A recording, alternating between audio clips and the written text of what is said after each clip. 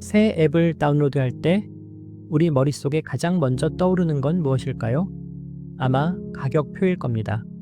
그리고 그 옆에 빛나는 단어, 무료. 우리는 주저없이 누릅니다. 다운로드 버튼. 그리고 잠깐 멈춥니다. 이용 약관에 동의하십니까? 스크롤을 내려봅니다. 끝이 보이지 않습니다. 15페이지, 20페이지, 작은 글씨로 빽빽하게 채워진 문장들.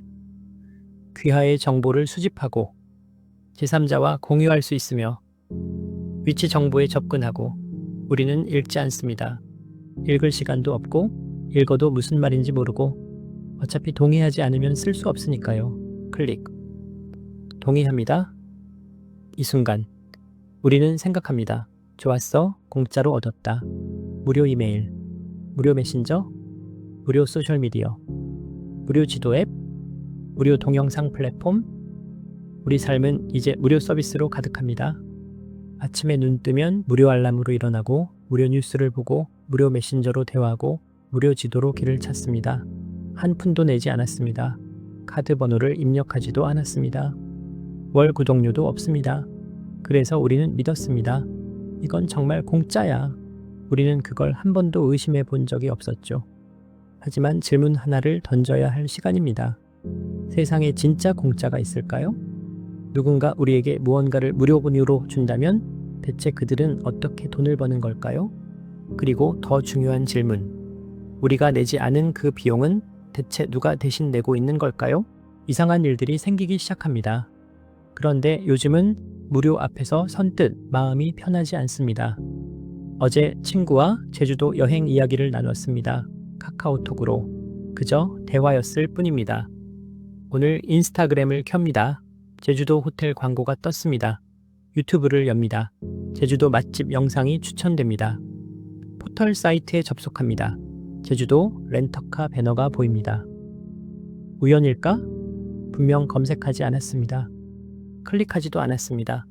그저 친구와 대화만 했을 뿐입니다. 그런데 이 모든 플랫폼이 알고 있습니다. 내가 제주도에 관심이 있다는 걸.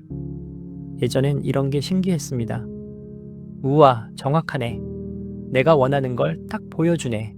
하지만 지금은 조금 다릅니다. 어떻게 알았지? 누가 듣고 있는 거야? 더 이상한 건 광고의 정확도입니다. 30대 직장인인 당신에게는 재테크 광고가 뜹니다. 육아맘에게는 유아복 광고가 뜹니다. 취준생에게는 자격증 강의가 뜹니다. 이건 무작위가 아닙니다.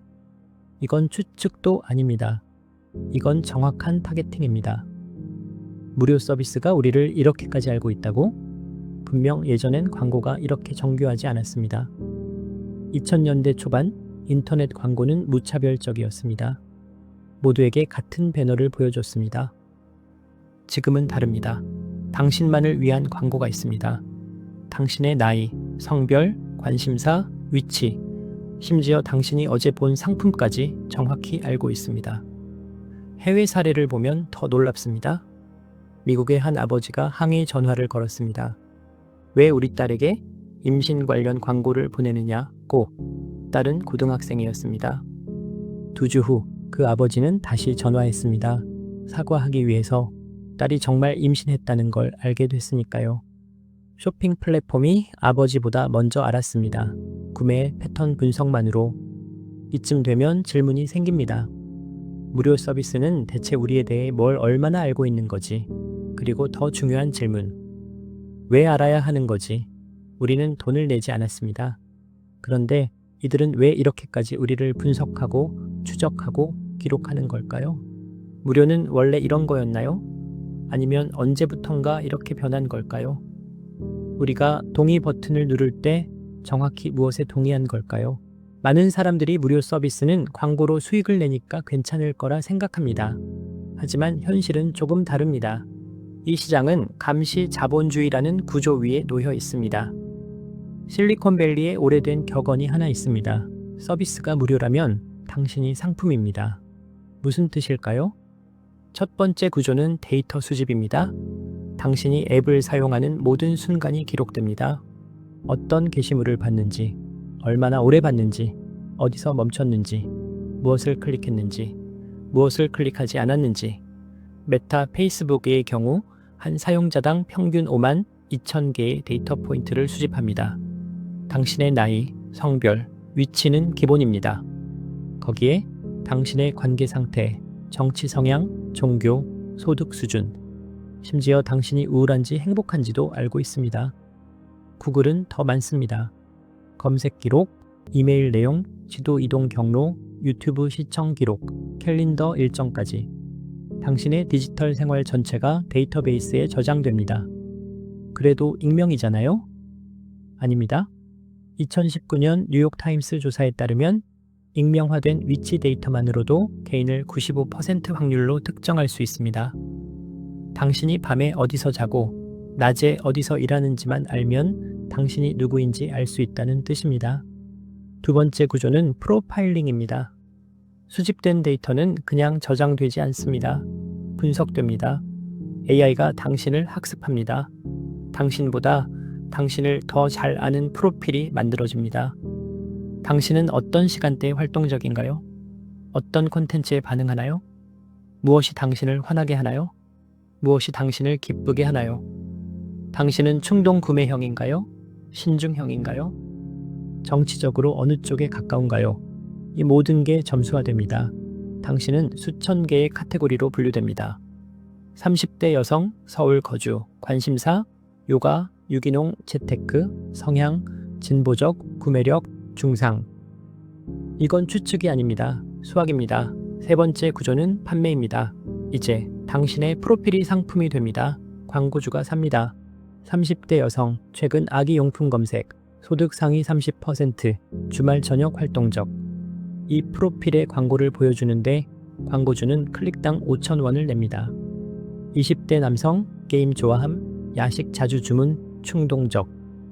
이 프로필에는 클릭당 2,000원입니다. 가격이 다릅니다. 왜일까요? 구매 전환율이 다르기 때문입니다. 돈을 더 쓸 것 같은 사람의 데이터가 더 비쌉니다. 2023년 구글의 광고 매출은 약 300조 원입니다. 메타는 약 150조 원입니다. 이 돈이 어디서 나왔을까요? 광고주가 냈습니다. 광고주는 왜 냈을까요? 당신의 데이터가 가치 있기 때문입니다. 네 번째 구조는 중독 설계입니다.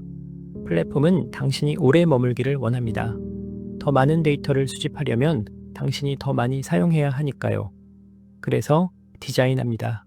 끝없는 스크롤, 자동 재생, 알림, 빨간 점, 새로운 소식이 있습니다. 친구가 당신을 태그했습니다. 당신을 위한 추천. 이건 우연이 아닙니다. 행동심리학자들이 설계한 겁니다. 도파민 루프라고 합니다. 슬롯머신과 같은 원리입니다. 예측 불가능한 보상이 가장 중독적입니다. 틱톡을 켜면 10분이 1시간처럼 사라집니다. 인스타그램을 보다가 밤을 새웁니다. 이건 당신의 의지력 문제가 아닙니다. 시스템이 그렇게 만든 겁니다. 다섯 번째 구조는 불투명성입니다. 이 모든 과정이 숨겨져 있습니다. 이용 약관은 일부러 길고 복잡하게 쓰여 있습니다. 보통 사람이 읽고 이해하려면 8시간이 걸린다는 연구 결과가 있습니다. 설정에서 데이터 수집을 거부할 수 있을까요? 이론적으로는 가능합니다. 하지만 설정 메뉴는 복잡하고 옵션은 애매하고 거부하면 서비스가 제한됩니다. 결국 우리는 동의를 누릅니다. 선택의 여지가 없다고 느끼기 때문입니다. 이게 무료 서비스의 진짜 비즈니스 모델입니다. 당신은 고객이 아닙니다. 당신은 상품입니다. 진짜 고객은 광고주입니다. 그들이 돈을 내는 사람들이니까요. 무료의 대가는 돈이 아니었습니다. 당신의 관심, 당신의 시간, 당신의 데이터, 당신의 프라이버시였습니다. 하지만 최근 들어 이상한 변화들이 일어나기 시작했습니다. 문제는 이 모델이 너무 오만해졌다는 데 있었습니다.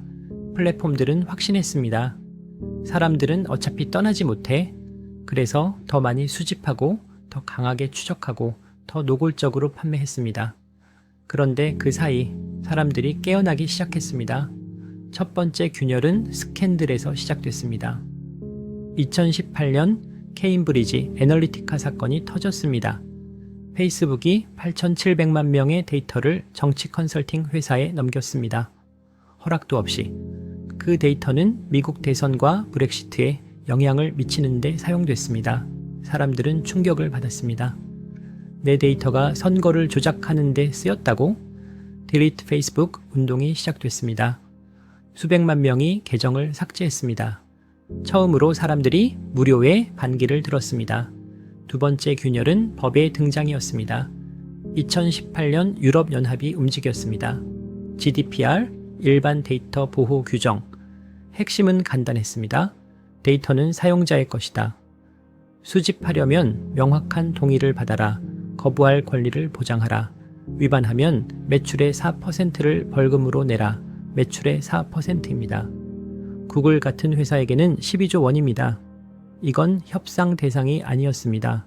법이었습니다. 플랫폼들은 당황했습니다. 처음으로 규제를 받았습니다. 유럽 사용자들에게는 쿠키 동의, 팝업이 뜨기 시작했습니다. 귀찮지만 선택권이 생겼습니다. 캘리포니아가 따라했습니다. 2020년 CPA, 브라질, 한국, 일본도 비슷한 법을 만들었습니다. 감시 자본주의에 제동이 걸리기 시작했습니다. 세 번째 균열은 애플의 배신이었습니다. 2021년 애플이 iOS 4.5를 출시했습니다. 핵심 기능 하나. 앱 추적 투명성. 앱이 당신을 추적하려면 명시적으로 허락을 받아야 했습니다. 팝업이 뜹니다. 페이스북이 다른 앱과 웹사이트에서 당신을 추적하는 것을 허용하시겠습니까? 사용자의 96%가 거부를 눌렀습니다. 메타의 주가가 폭락했습니다. 하루에 30조 원이 증발했습니다. 왜냐하면 추적을 못하면 타겟 광고를 못하고 타겟 광고를 못하면 돈을 못 버니까요. 애플은 경쟁사였습니다. 하지만 같은 빅테크였습니다. 배신이었습니다. 그리고 사용자들은 환호했습니다. 네 번째 균열은 대안의 등장이었습니다. 젊은 세대가 움직였습니다. 무료에 대한 불신이 커졌습니다. 그리고 질문했습니다. 다른 방법은 없을까? 유료 구독 서비스가 인기를 얻기 시작했습니다. 넷플릭스, 스포티파이, 유튜브 프리미엄. 광고 없는 경험에 돈을 내는 사람들이 늘었습니다. 프라이버시 중심 서비스도 생겼습니다. 시그널, 텔레그램, 덕덕고, 브레이브. 우리는 당신을 추적하지 않습니다가 경쟁력이 됐습니다. 사람들은 깨달았습니다. 무료보다 나은 게 있을 수 있구나. 다섯 번째 균열은 내부 고발자였습니다. 2021년 페이스북 전 직원 프랜시스 하우겐이 나타났습니다. 내부 문서를 들고 의회에 섰습니다. 페이스북은 알고 있었습니다. 인스타그램이 10대 소녀들에게 해롭다는 걸. 하지만 이익을 위해 숨겼습니다. 내부 연구 결과가 공개됐습니다. 인스타그램 사용자의 32%가 자신의 몸에 대해 더 나쁘게 느끼게 됐다고 답했습니다. 회사는 알고 있었지만 아무것도 하지 않았습니다. 이건 더 이상 데이터 문제가 아니었습니다. 윤리 문제였습니다. 시스템은 완전히 바뀌지 않았습니다. 하지만 균열은 점점 커지고 있습니다. 법이 생기고 기업이 반발하고 대안이 등장하고 사람들이 의심하기 시작했습니다. 무료는 더 이상 절대선이 아닙니다. 처음으로 우리는 그 대가를 계산하기 시작했습니다. 지금 당신의 핸드폰을 보세요. 무료 앱이 몇 개나 있나요? 우리는 여전히 무료 서비스를 사용합니다. 완전히 끊기는 어렵습니다. 편리하고 익숙하고 모두가 쓰니까요. 하지만 이제 우리는 알고 있습니다. 무료는 공짜가 아니다. 이건 단순한 깨달음이 아닙니다. 힘입니다. 아는 것과 모르는 것의 차이는 선택권의 유무입니다. 이제 우리는 묻습니다. 이 앱이 수집하는 데이터를 볼 수 있을까? 정말 이 권한이 필요한 걸까? 유료 버전은 얼마나 다를까? 대안은 없을까? 어떤 사람들은 여전히 무료 서비스를 씁니다. 편리함이 프라이버시보다 중요하다고 판단했으니까요. 그것도 하나의 선택입니다. 어떤 사람들은 유료로 전환했습니다. 광고 없는 경험, 데이터 보호에 돈을 낼 가치가 있다고 생각하니까요. 그것도 하나의 선택입니다. 어떤 사람들은 프라이버시 중심 서비스로 옮겼습니다. 조금 불편해도 추적당하지 않는 게 더 중요하니까요. 그것도 하나의 선택입니다. 중요한 건 이제 우리에게 선택권이 있다는 사실입니다. 그리고 그 선택이 어떤 의미인지 알고 있다는 사실입니다. 무료 서비스는 사라지지 않을 겁니다. 하지만 예전처럼 무조건 환영받지는 못할 겁니다. 사람들은 이제 묻기 시작했으니까요. 대가가 뭔데? 기업들도 알고 있습니다. 투명하지 않으면 신뢰를 잃는다는 것을, 규제하지 않으면 법으로 강제된다는 것을, 변하지 않으면 대체된다는 것을, 변하지 않으면 살아남을 수 없다는 법칙은 이번에도 예외가 아닙니다. 오늘 밤 새 앱을 다운로드할 때 이용 약관 팝업이 뜰 겁니다. 예전처럼 무조건 동의를 누르지는 않을 겁니다. 잠깐이라도 멈춰서 생각할 겁니다. 이건 정말 공짜일까? 나는 무엇을 주고 있는 걸까? 그 질문을 하는 순간 당신은 이미 소비자가 아닌 선택자가 됩니다. 상품이 아닌 고객이 됩니다. 세상에 진짜 공짜는 없습니다. 하지만 이제 우리는 그 거래의 내용을 읽을 수 있습니다. 그리고 거부할 수도 있습니다. 선택은 이제 당신의 몫입니다. 오늘 준비한 이야기는 여기까지입니다. 지금까지 관찰 일지였습니다.